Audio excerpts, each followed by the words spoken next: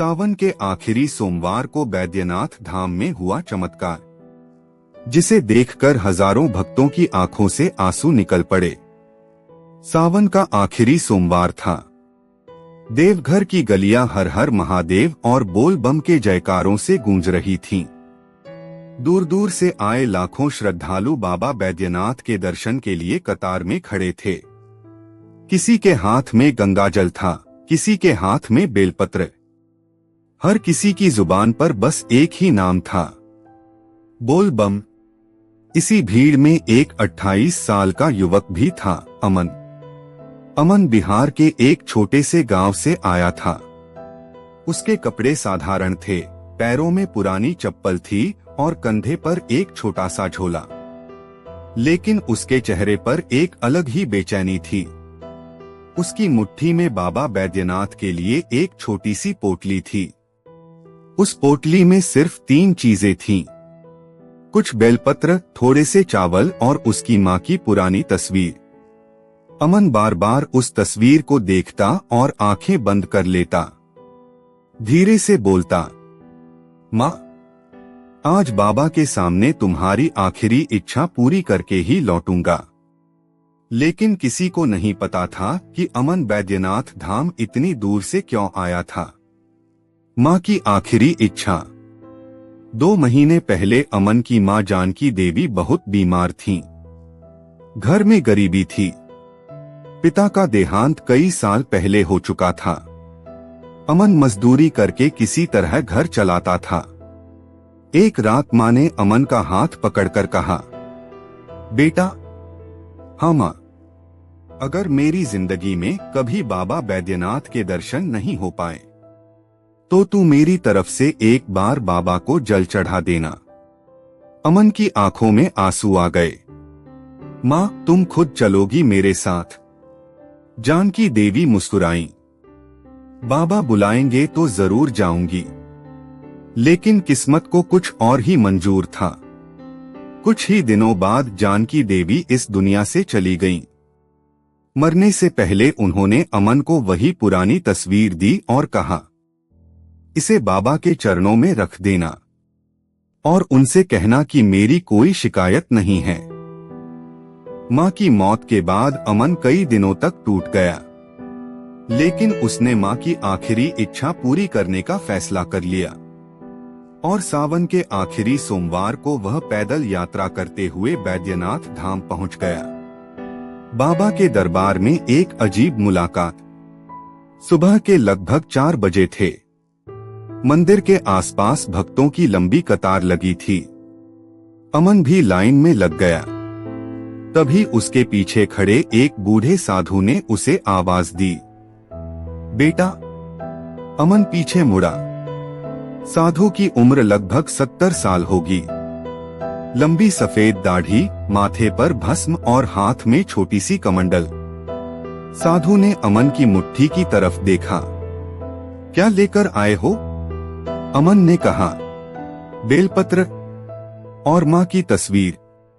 साधु कुछ पल उसे देखते रहे, फिर बोले, माँ की आखिरी इच्छा पूरी करने आए हो?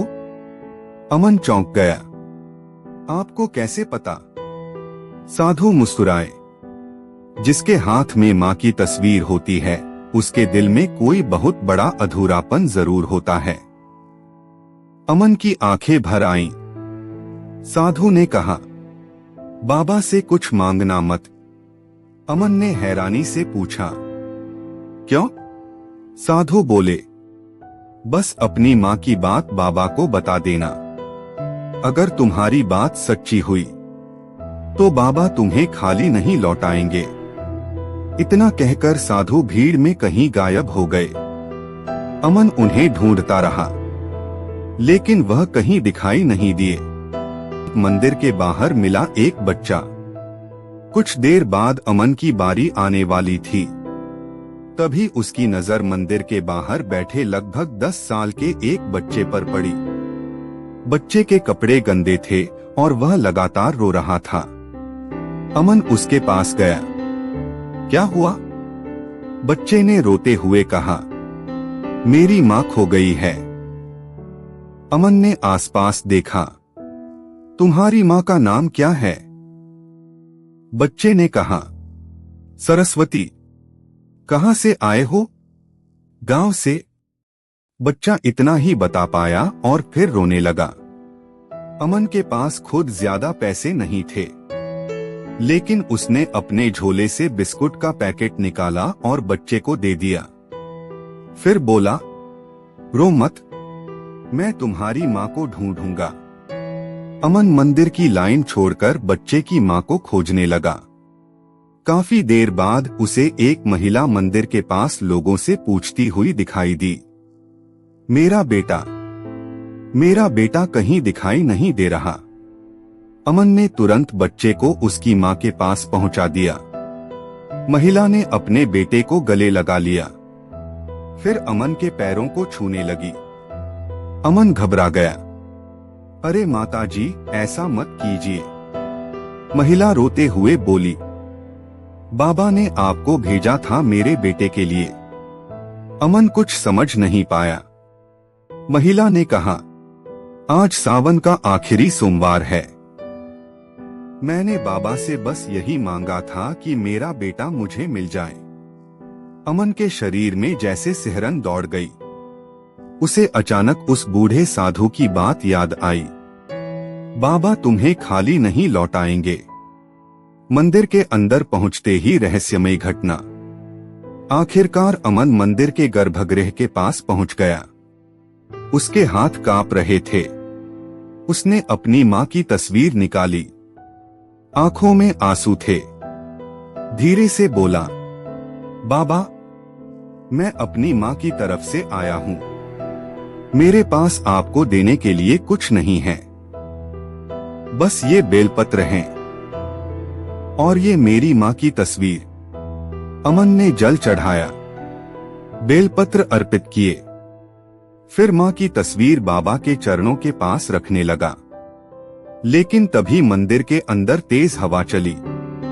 दीपक की लौ अचानक जोर से हिली और अमन के हाथ से तस्वीर छूटकर नीचे गिर गई। अमन घबरा गया। उसने तस्वीर उठाई। तभी उसकी नजर तस्वीर के पीछे पड़ी। वहां कुछ लिखा हुआ था जो उसने पहले कभी नहीं देखा था। पीछे लिखा था, जब आखिरी सोमवार आए तब बाबा से अपने लिए नहीं, किसी और के लिए मांगना। अमन स्तब्ध रह गया।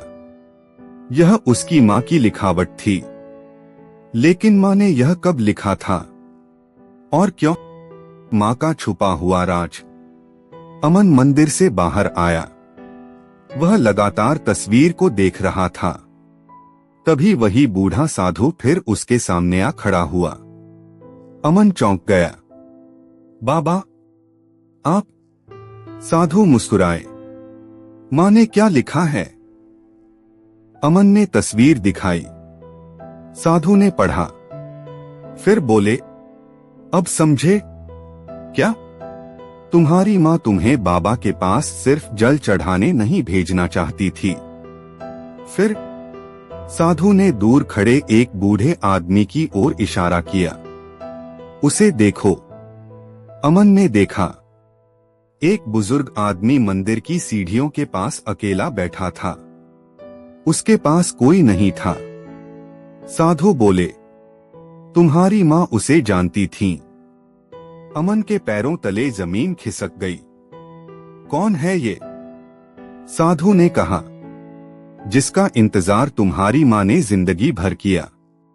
अमन उस बूढ़े आदमी के पास पहुंचा। बाबा, आपका नाम क्या है? बूढ़े ने धीरे से सिर उठाया। हरिनारायण। अमन का दिल जोर से धड़कने लगा। क्या आप जानकी देवी को जानते थे? बूढ़े की आंखों में आंसू आ गए। उन्होंने पूछा, तुम अमन हो?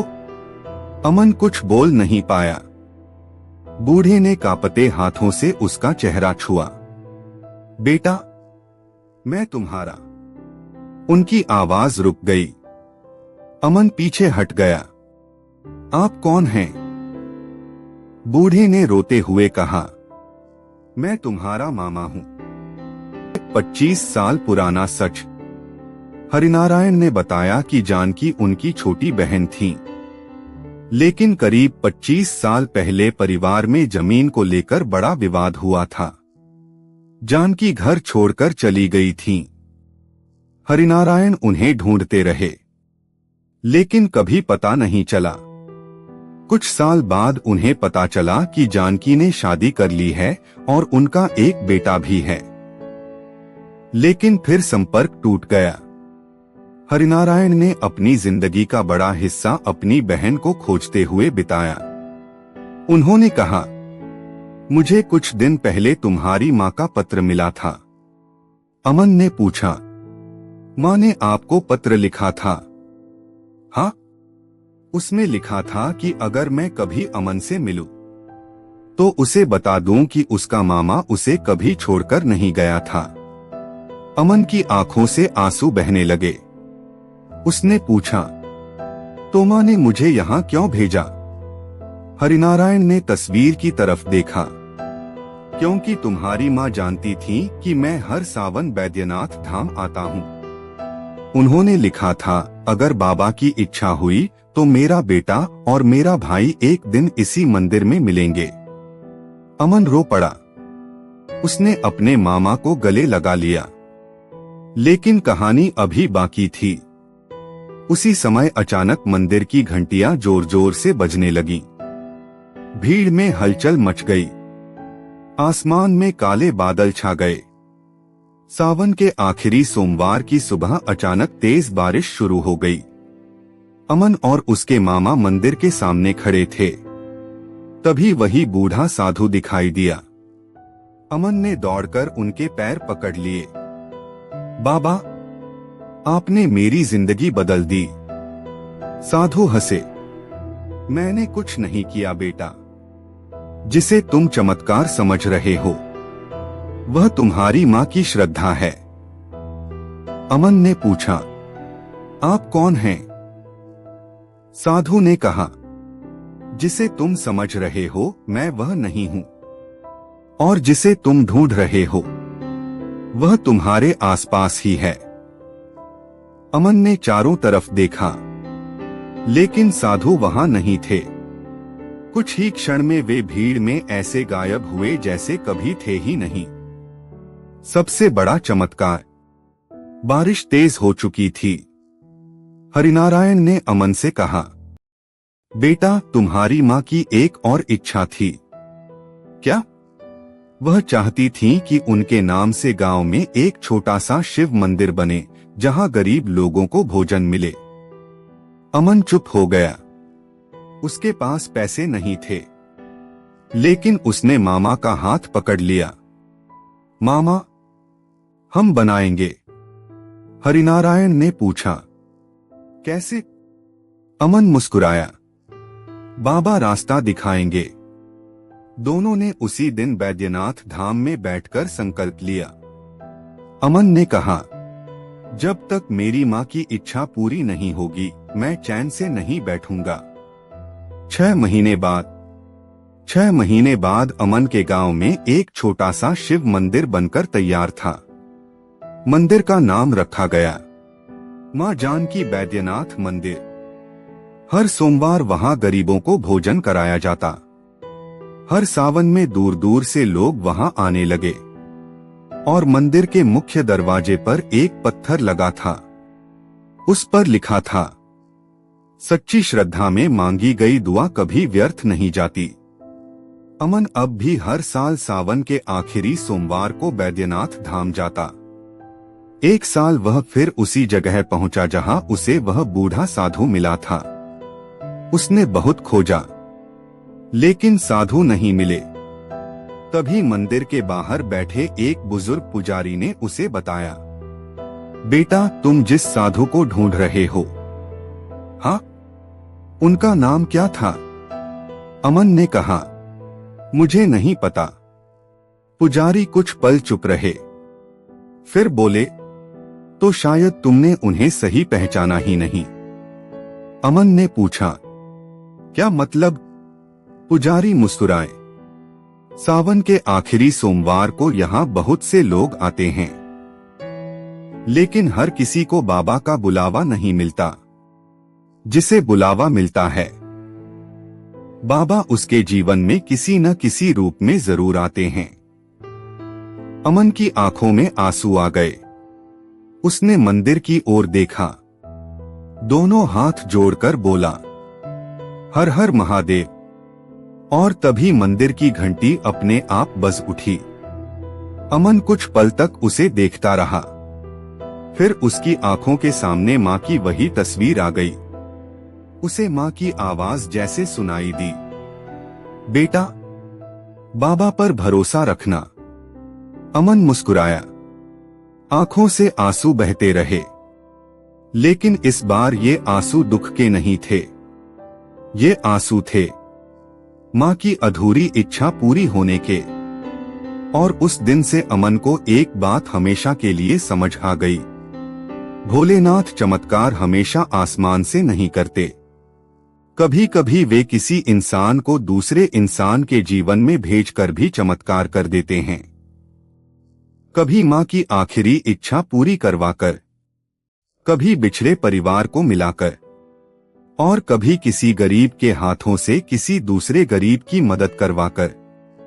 सावन का आखिरी सोमवार बीत गया, लेकिन अमन के जीवन में उस दिन जो हुआ, वह उसकी पूरी जिंदगी का सबसे बड़ा सावन बन गया। हर हर महादेव।